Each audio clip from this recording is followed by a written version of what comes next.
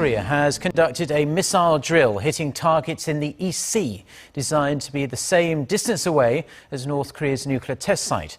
The drill, held before the crack of dawn on Monday, was in response to North Korea's 6th nuclear test a day earlier. Now then to Washington's response to North Korea's most powerful nuclear test to date. President Trump had some typically strong words for the regime, calling it hostile and dangerous to the United States. Further warnings did follow, with President Trump's defense chief saying that any threat to the US and its allies will be met with a massive military response. Kim Hyo-sun reports. U.S. President Donald Trump took to Twitter to condemn North Korea, calling the regime very hostile and dangerous to the United States. In a pair of tweets after the North claimed it had successfully tested a hydrogen bomb, Trump also described North Korea a rogue nation, which has become a great threat and embarrassment to China. He also took aim at South Korea, stating that appeasement with North Korea will not work and suggesting that more severe steps must be taken to influence the Kim Jong-un regime. Pentagon Chief James Mattis also warned Pyongyang that any threat to the U.S. or its allies will be met with an overwhelming response. Well, good afternoon, ladies and gentlemen. We had a small group national security meeting today with the President and the Vice President about the latest provocation on the Korean Peninsula. We have many military options, and the President wanted to be briefed on each one of them. We made clear that we have the ability to defend ourselves and our allies, South Korea and Japan, from any attack, and our commitments among the allies are ironclad. Any threat to the United States or its territories, including Guam, or our allies, will be met with a massive military response, a response both effective and overwhelming. Kim Jong-un should take heed of the United Nations Security Council's unified voice. All members unanimously agreed on the threat North Korea poses, and they remain unanimous in their commitment to the denuclearization of the Korean Peninsula.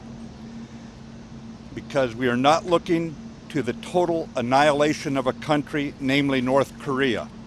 But as I said, we have many options to do so. Thank you very much, ladies and gentlemen. Mattis was speaking after an emergency national security meeting with President Trump and other top administration officials.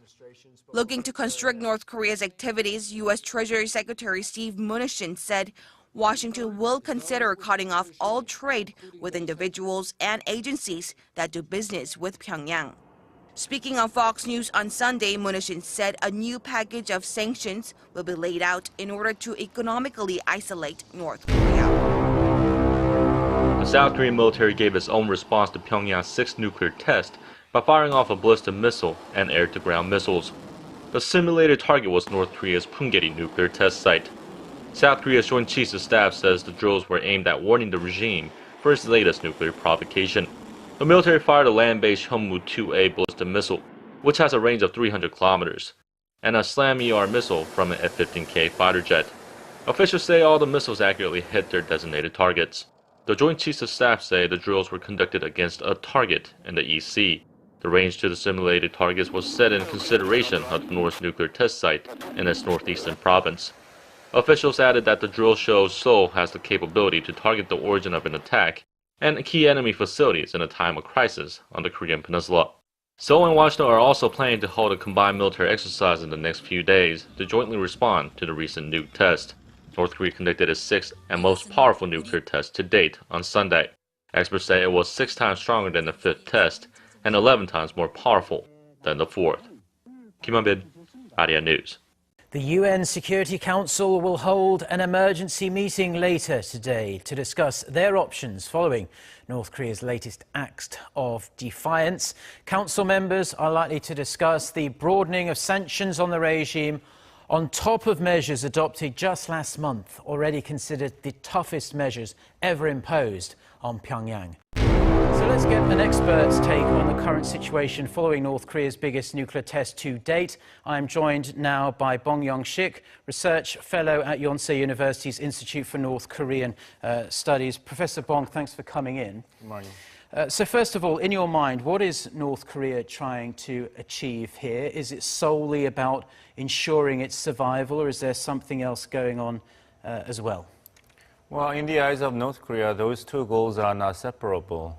Possessing nuclear capability and fire and attack United States and other countries at will with its ICBMs mounted with a nuclear warhead is the only assurance North Korea can get in order to maintain its survival. So those two purposes are interlinked. Okay, and just put it into context for us then. How big of a deal is this particular nuclear test, the sixth by the regime? There's still some doubt about whether it was actually a hydrogen bomb, as Pyongyang has claimed. But it still seems like this is a serious technological step forward. It's a significant technological step forward. There is no question about it. But if I may give you a good news first, then this is not a classical H-bomb, hydrogen bomb that the United States Soviet Union invented in 1950s, which has about 1,000 times bigger explosive power than regular atomic bombs. But according to the own estimate by Korean government, then the explosion in the sixth most recent nuclear test by North Korea is at least 5 times bigger than the explosion in the fifth nuclear test. So now you're dealing with about 10 times more powerful atomic bombs that were dropped in Hiroshima and Nagasaki. And another reason for concern, especially for South Korea, is that you can say that, oh, North Korea has not mastered the re-entry technology or the miniaturization of nuclear warhead to be topped on the ICBMs with a long range. But North Korea can just instantly mount a nuclear warhead on Nodong missiles, which can attack South Korea and Japan. South Korea and Japan are already within the range of nuclear attacks by North Korea. It's an extremely dangerous situation. But let's take a look at the international reaction. President Trump has been using some typically strong language. He said just a few hours ago, "We'll see if the US attacks North Korea." He said fire and fury, locked and loaded, and even accused South Korea of appeasing Pyongyang on Twitter the other day as well. What do you think this all means? And also, as a sub-question to that, do you think the Trump administration has a clear and defined North Korea strategy?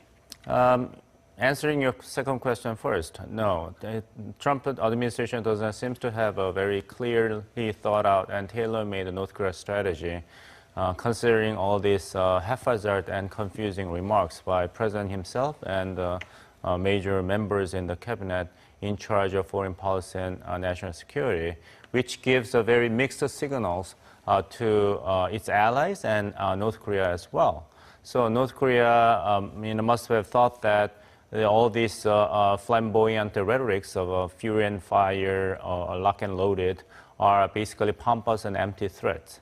And South Korean government made it clear that it will do everything in its power to stop the possible occurrence of another Korean war on the peninsula. So the very premise of the North Korea policy by Trump administration, the maximum pressure and maximum engagement, is not viable in the eyes of North Koreans, because when military actions are not really on the table, all options are on the table, but some options are not available. So North Koreans do not have any reason to be afraid of, United States and South Korea jointly take military actions.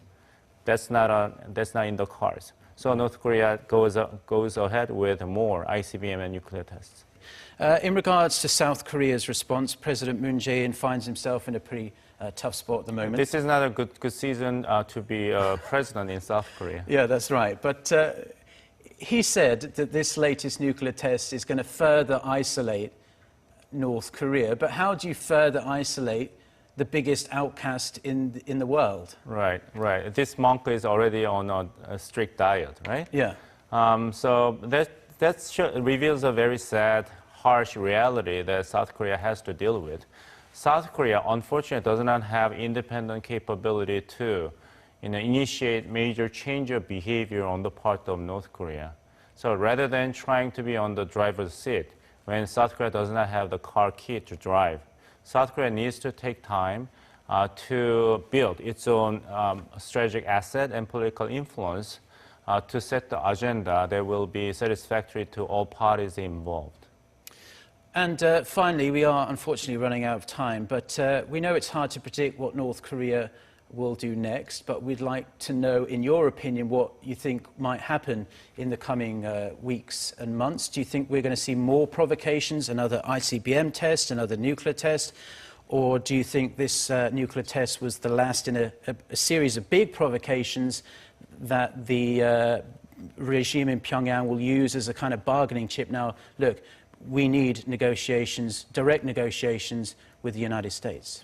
On this nice Monday morning, I have to leave you with the bad news. North Korea will continue all the provocations and continue to test ICBMs and nuclear weapons because North Korea will only agree to have diplomatic talks with Washington after it will have completed its ICBM and nuclear weapon development in order to negotiate with Washington from the absolute position of strength.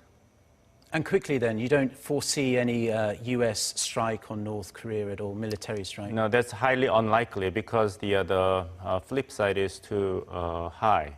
Washington does not seem to be ready to risk another war after it experienced two wars, one in Iraq and in Afghanistan. But who knows what President Trump is going to do. But now, Washington does not have any good option but to continue to propose diplomatic talks with Pyongyang. Yeah, well, we hope that obviously we don't see a conflict on the Korean Peninsula, and perhaps we can get some movement in the right direction in the coming weeks and months, but it's not looking